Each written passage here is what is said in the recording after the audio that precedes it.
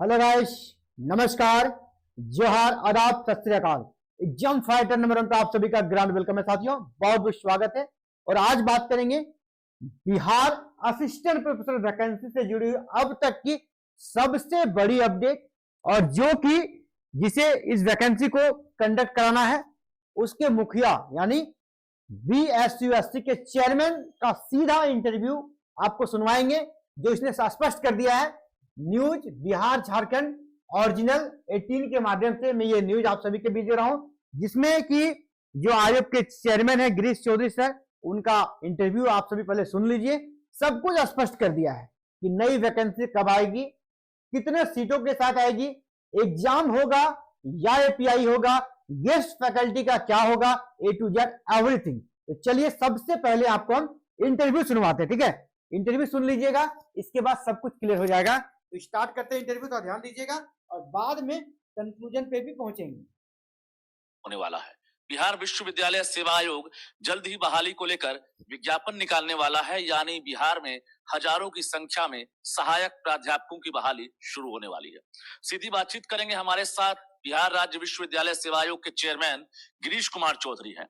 क्या लग रहा है सर, जो रिक्तियां मांगी गई थी आपके पास कब तक रिक्तियां पहुंचेंगी और बहाली प्रक्रिया कब से शुरू हो रही है? देखिए, शिक्षा विभाग सारे विश्वविद्यालय को पत्र लिख चुका है कि प्रोफेसर, एसोसिएट प्रोफेसर और असिस्टेंट प्रोफेसर तीनों के जितने भी वैकेंसी है, जितना जल्द से जल्द आप रोस्टर को क्लियर करा करके भेज दें। सारे यूनिवर्सिटी वैकेंसी में भेजने के तत्परता दिखा रहा है। रोस्टर क्लियरेंस का प्रॉब्लम है, सब लोग लग रहे हैं कि जितना जल्दी रोस्टर हो जाए, रोस्टर हो जाएगा तो राज्य सरकार को भेजेंगे। राज्य सरकार से जैसे मेरे यहाँ आएगा हम तुरंत वैकेंसी निकालेंगे। जी, तो माना जा रहा है कि नए साल में नया तोहफा आप देने वाले हैं। एकदम नए साल में जरूर हम लोग वैकेंसी निकालेंगे और जितने भी 2020 के बाद से जितने भी अभ्यर्थी हैं जो 2020 के वैकेंसी में अप्लाई नहीं कर सके, उनके लिए बहुत अच्छे दिन आने वाले हैं। अप्लाई करेंगे और उनको एक मौका मिलेगा। मतलब सहायक प्राध्यापक, प्रोफेसर सभी की बहाली होगी? हाँ, सहायक प्राध्यापक तो हुआ भी और होगा भी, साथ साथ एसोसिएट प्रोफेसर और प्रोफेसर का भी इंस्टीट्यूट राजभवन से बन चुका है और उसकी भी वैकेंसी मांगी जा रही है।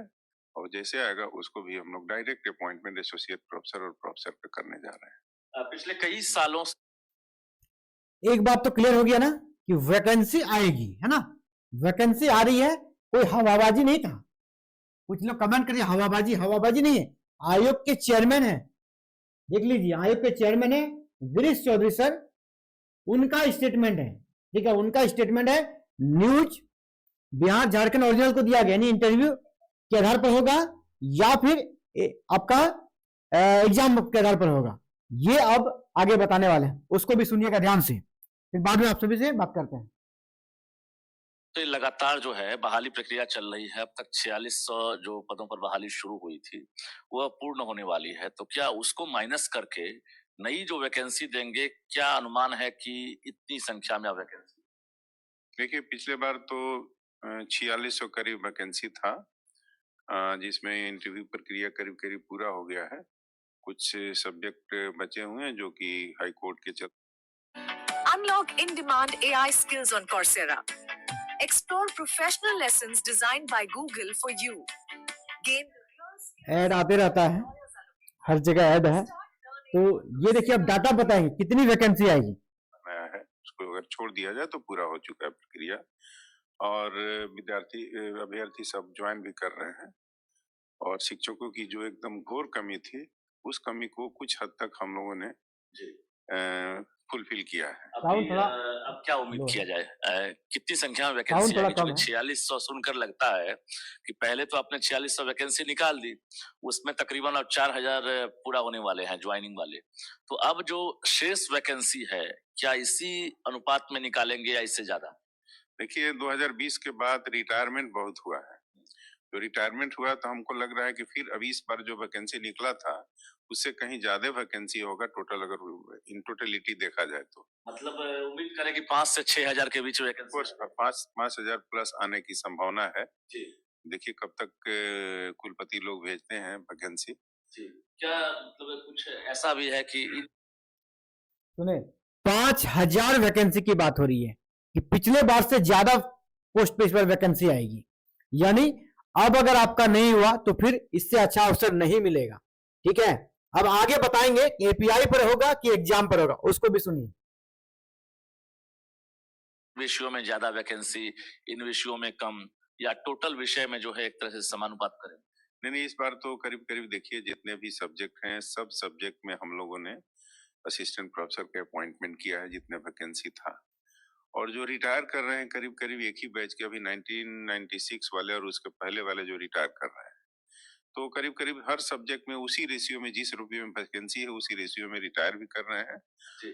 और हम उम्मीद कर रहे हैं कि उसी रेशियो में जो वैकेंसी पहले था उसी रेशियो में आना चाहिए। उच्च शिक्षा निदेशालय से लगातार आप पत्राचार कर रहे हैं, संपर्क में हैं आप, तो जो विश्वविद्यालयों से जो रिक्तियां की मांगी गई थी, क्या रिक्तियां मिल गई है और आपके पास कब तक टारगेट रखा गया कि आपको मिल जाएगी? देखो, मैंने शुरू में ही बताया कि शिक्षा विभाग सारे विश्वविद्यालय को पत्र लिख चुका है। हमको जानकारी मिली कि कुछ दिन पहले शायद मीटिंग भी हुई है कि आप लोग जितना जल्द से जल्द हो सके आप वैकेंसी भेजें।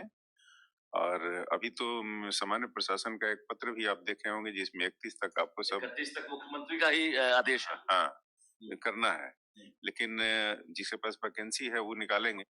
अभी जो कि माननीय मुख्यमंत्री बिहार सरकार के नीतीश कुमार सर का भी एक जो उनका अपना ट्विटर हैंडल है, उनका जो सोशल मीडिया आईडी है, वहां से भी साफ साफ निर्देश दिया गया था और एक लेटर भी इशू किया गया था। उसके बारे में जिक्र कर रहे हैं कि सभी रिक्तियां मांगी गई है, उसमें असिस्टेंट प्रोफेसर की भी है।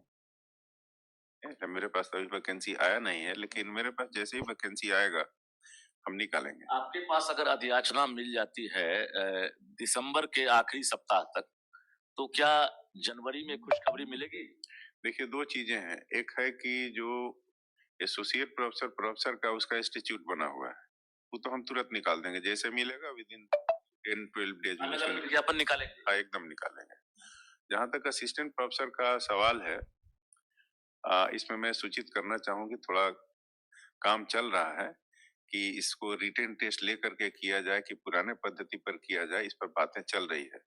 तो अगर इंस्टीट्यूट बहुत बड़ा आपने इशारा दिया है, सवाल तो बनता है, अब तक जो पूरी प्रक्रिया थी क्या थी, अब जो नई प्रक्रिया को लेकर जो प्रस्ताव तैयार किए जा रहे हैं आपकी तरफ से भी, चूंकि आप एक्सपर्ट कमेटी में हमेशा रहे हैं, आपसे सलाह लिया जाता है, तो अब क्या तैयारी और पहले से कितना अंतर? देखिए, पहले कंप्लीटली मार्क्स पर होता था, 115 मार्क्स का इवैल्यूएशन होता था, जिसमें 15 नंबर ग्रेजुएशन में, 25 नंबर पीजी में, 30 नंबर पीएचडी में, 5 नंबर नेट में। मतलब पीएचडी वालों को फायदा मिलता? हाँ, ऑफ कोर्स 5 नंबर नेट को पीजी प्लस पीएचडी और पीजी प्लस नेट एलिजिबल हैं, तो केवल नेट हैं उनको 5 नंबर मिलते थे, जो पीएचडी हैं उसको 25 नंबर मिलते हैं, और रिसर्च में 10, एक्सपीरियंस में 10, अवार्ड में 3, इस तरह से नेट और पीएचडी दोनों में उनको क्या? उनको 30 प्लस 5 35। अच्छा। या जेआरएफ में तो 30 प्लस 7 अब 37। क्या प्रस्ताव तैयार किया गया है और अब क्या ये प्रस्ताव तैयार करने का राइट कमीशन को तो नहीं है जी जी। लेकिन जो जहां तक मुझे जानकारी मिली है, इसमें रिटन टेस्ट की तैयारी चल रही है, जिसमें 80% रिटन का मार्क्स होगा, 12% इंटरव्यू होगा और 8% एक्सपीरियंस पर होगा। लेकिन ये इसमें हम कंफर्म नहीं है, ये हमको भी समझ रहे हैं कि इनका कहना है कि असिस्टेंट प्रोफेसर वैकेंसी का प्रक्रिया बदलेगा, एपीआई से एग्जाम की ओर जाएगा, और इनका साफ साफ स्पष्ट रूप से कहना था, इनका स्पष्ट रूप से ये कहना था कि अब असिस्टेंट प्रोफेसर की जो नियुक्ति प्रक्रिया होगी वो एपीआई से एग्जाम बेस्ड की ओर बढ़ रही है।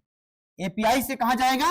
एग्जाम बेस्ड की ओर जाएगा, और एग्जाम बेस्ड में साफ साफ कह रहे हैं कि जो 80% वेटेज रहेगा एग्जाम का, 12% इंटरव्यू का, और 8% आपका जो टीचिंग एक्सपीरियंस है, जो गेस्ट फैकल्टी है, उनको 8 नंबर का एडवांटेज मिलेगा एक्सपीरियंस पे। 8 नंबर का, ओनली 8 नंबर एडवांटेज रहेगा एक्सपीरियंस का, बाद बाकी 80% एग्जाम का है और 12% आपका इंटरव्यू का है। ये बड़ी बात कह रहे हैं, ठीक है। अब पूरी तरह क्लियर हो गया, सारी चीजें इन्होंने बता दी कि आगे क्या होगा, और ये इससे बड़ा ऑफिशियल कुछ नहीं हो सकता है। जब आयोग के चेयरमैन खुद ही बोल रहे हैं इससे बड़ा स्टेटमेंट कुछ नहीं हो सकता है। और रिक्तियां मांगी गई है, कुछ रिक्तियां आई है, और वैकेंसी में अगर विलंब होगा तो वो जो इनका कहना है कि जो नियम में बदलाव हो रहा है उसका अप्रूवल होने में, ठीक है, ये 100% अभी हो नहीं गया है, लेकिन होने के चांसेस बहुत ज्यादा है, क्योंकि ये इसका ड्राफ्ट राजभवन ऑलरेडी राजभवन को दिया जा चुका है, ठीक है, क्योंकि जितना करप्शन हुआ पुरानी वैकेंसी में, इसको देखते हुए राजभवन से नया ड्राफ्ट को मंजूरी मिलने के पूरे चांसेस हैं। तो चलिए, सेम सरकार भी रिपीट हुई है तो चांसेस बहुत ज्यादा है आपका एग्जाम बेस्ड होगा। लेकिन बैट का कहीं भी यहाँ पर सवाल नहीं पूछा गया है, तो बैट का क्या होगा, तो बच्चों को मैं कहना चाहूंगा आपको एफर्ट लगाना होगा बैट के लिए, नहीं तो फिर दिक्कत हो जाएगा। बैट के लिए आपको प्रोटेस्ट करना पड़ेगा, आपको आगे आना पड़ेगा। एग्जाम फाइटर नंबर 1 आपके साथ है, बस आपको थोड़ा एफर्ट लगाना होगा, ठीक है। प्रयास नहीं कीजिएगा तो फिर दिक्कत हो जाएगा, क्योंकि यहां तो सीधे वैकेंसी की बात हो रही है। आप सुनिए, पूरा इंटरव्यू सुनिए, आगे बढ़ते हैं। कुछ उड़ती खबर आई है, लेकिन फाइनल नहीं हुआ है। फाइनल नहीं के बाद आपको जानकारी मिली, क्योंकि आप जानते हैं कि कोई भी इंस्टीट्यूट बनता है तो फाइनली राजभवन से उसकी एक इंस्टीट्यूट कमेटी है, इंस्टीट्यूट कमेटी में ड्राफ्ट बनता है, एक फीडबैक हो सकता है राजभवन दिया हो कि इस तरह हम चाहते हैं, और वो कमेटी डिसाइड करेगी कि क्या करें, हम कितना का रिटन टेस्ट लें, कितना कटअप रखें, है ना। तो फाइनल जो अभी नेट पास हैं, जो क्वालिफाई कर गए हैं, जो पीएचडी होल्डर हैं, क्या उन दोनों के लिए ये रिटन टेस्ट होगा या सिर्फ नेट वालों के लिए? दोनों के लिए एलिजिबिलिटी हो गया, पीजी प्लस नेट और पीजी प्लस पीएचडी, ये दोनों एलिजिबल हैं रिटन टेस्ट में अपीयर होने के लिए, रिटन टेस्ट में अपीयर होने के लिए। क्या था, सिर्फ मार्क्स पर और इंटरव्यू वाला जो अभी तक जो भी था केवल मार्क्स प्लस इंटरव्यू में जिसका टोटल में जिसको हाईएस्ट मिला उसके अनुसार उसका सिलेक्शन होता था। देखिए, बहुत जरूरी जानकारी और बहुत ही महत्वपूर्ण जानकारी आयोग के चेयरमैन दे रहे हैं कि जो पुरानी प्रक्रिया है उसमें बदलाव की पूरी संभावना है, क्योंकि जो नियम बन रहे हैं अब कि आप अगर नेट हैं या पीएचडी हैं तो आपको पहले रिटन टेस्ट से गुजरना पड़ेगा। एक और सवाल, ये जो रिटन और ये टेस्ट है ये कौन कंडक्ट करेगा? देखिए, पढ़ेगा अभी कुछ नहीं, जब तक इंस्टीट्यूट नहीं बन जाता है तब तक हमारा पुराना इंस्टीट्यूट प्रिवेल करेगा, इसीलिए नियम बन जाता है तो फिर बिहार राज्य विश्वविद्यालय सेवा आयोग ही रिटन टेस्ट कंडक्ट कराएगा, ये भी आपसे पूछा गया होगा, या फिर कोई और एजेंसी? नहीं, अगर हम लोग को मिलता है इंस्टीट्यूट तो हम लोग डिसाइड करेंगे कि कैसे रिटन टेस्ट लेंगे, अपने कंट्रोल में रखेंगे। हम 100% एजेंसी पर विश्वास नहीं करते हैं, उसको मैं नहीं दूंगा, उसको मैं देखूंगा कि कैसे हम कंट्रोल कर सकें। जो आए दिन आप देख रहे हैं क्वेश्चन आउट होना, तो ये क्लियर हो गया कि बिहार में अभी असिस्टेंट प्रोफेसर वैकेंसी का अपडेट क्या है। तो अपडेट यही है कि यहाँ पर वैकेंसी आना चाहिए।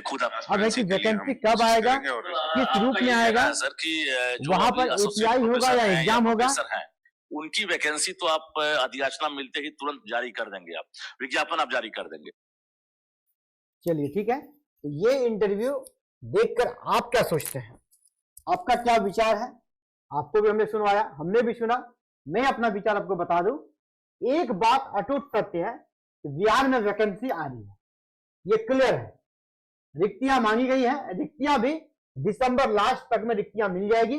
अब रहा सवाल वैकेंसी लाने का, तो एसोसिएट प्रोफेसर और प्रोफेसर की वैकेंसी बहुत जल्द आ जाएगी, जैसा चेयरमैन सर का कहना था, क्योंकि उनके लिए पुराना नियम बना हुआ है। अब असिस्टेंट प्रोफेसर वाले वैकेंसी में थोड़ा नियम चेंज हो रहा है, एपीआई बेस से एग्जाम बेस की वो जारी है, राजभवन से अप्रूवल नहीं मिला है, सरकार स्वयं रिपीट हुई है। उम्मीद बहुत ज्यादा है कि राजभवन से वो अप्रूवल मिल जाए और एग्जाम आधारित यहाँ पर चयन प्रक्रिया बिहार में शुरू हो जाए। ये बड़ा बदलाव होगा।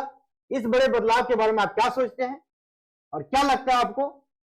क्योंकि इससे बड़ा अभी फिलहाल असिस्टेंट प्रोफेसर वैकेंसी में कोई पद तो है नहीं, इन्हीं को वैकेंसी कंडक्ट करना है और यही उनके चेयरमैन है। और जब चेयरमैन ही बोल रहे हैं तो फिर आगे किसी से पूछने ना पूछने, न्यूज सुनने नहीं सुनने से कोई मतलब नहीं। आज दूध का दूध, पानी का पानी आपका क्लियर हो गया, एवरीथिंग क्लियर है। अब आपका क्या विचार है?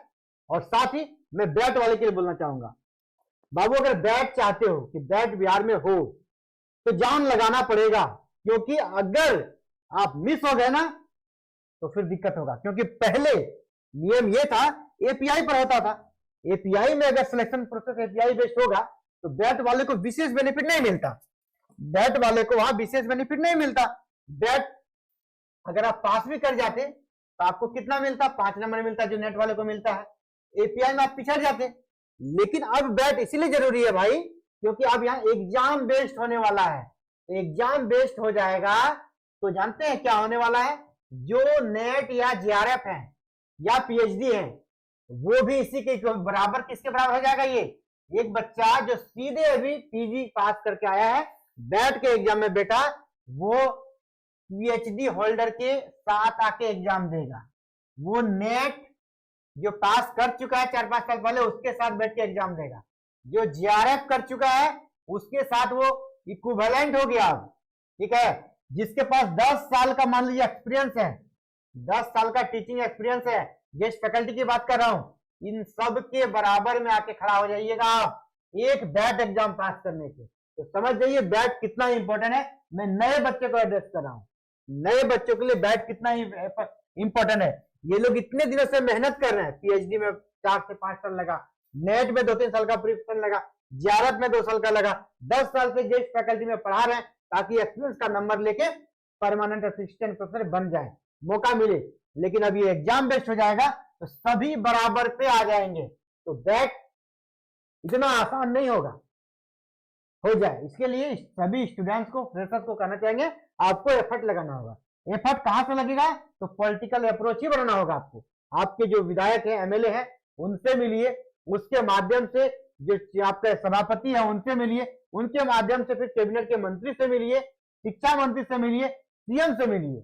आप अगर डायरेक्ट फिजिकली नहीं मिलते हैं तो कम से कम सोशल मीडिया पर आवाज उठाइए, ठीक है, उनके एक्ट हैंडल पे अपने बातों को रखिए, अपनी बातों को वी वांट बैक पूरा कर सकते हैं, उसको ट्रेंड कराइए। अगर आपको कोई दिक्कत है, अगर आपको अपने प्रोटेस्ट में परेशानी है तो आप हमारे साथ भी जुड़ सकते हैं। हमने भी वी वांट बैक एक व्हाट्सएप ग्रुप बना दिया है, जिसका लिंक इस वीडियो के नीचे आपको दिया गया है। इस वीडियो के डिस्क्रिप्शन बॉक्स में जो बच्चे बैट के लिए प्रोटेस्ट करेंगे उसका लिंक हमने डाल दिया है। वर्तमान स्थिति भी बता दिया, बैट का कहीं कोई जिक्र नहीं ये भी बता रहा हूं, और बैट होगा ये भी बता रहा हूं। बैट होगा, लेकिन इसके पीछे इसका कारण आप बनेंगे, आप एफर्ट लगाएंगे तो बैट होगा, नहीं तो वैकेंसी आ जाएगी और इसमें एग्जाम में यही लोग बैठेंगे, बस यही लोग जो नए वाले हैं। बस आप फिर वेट कीजिए अगला वैकेंसी कब आएगा। तो इसीलिए डू और डाई वाला सिचुएशन है बैट वाले के लिए। सबसे पहले तो आपको दिए गए लिंक से आप जुड़िए और वी वांट बैट वहां पे स्ट्रेटजी बनाइए, आपको समुचित गाइडलाइन दिया जाएगा किस प्रकार बैट का एग्जाम को नोटिफिकेशन लाया जाए, बैट एग्जाम में एक बैट का एग्जाम हो और उसके बाद वैकेंसी आए। इसके लिए थोड़ा आप सभी को एफर्ट लगना होगा। और साथियों एक रिक्वेस्ट रहेगा, अगर चैनल पर नए हो चैनल को सब्सक्राइब कर देना, बेल आइकन को प्रेस करके ऑल बटन को भी क्लिक कर दीजिएगा, क्योंकि आगे की सारी अपडेट आपको इसी चैनल पे मिलनी है और बिल्कुल ऑथेंटिक और सही अपडेट मिलनी है। पहले भी दी जाती थी और आगे भी दी जाएगी और सबसे पहले दी जाएगी। Thank you. जय हिंद, जय भारत, जय बिहार।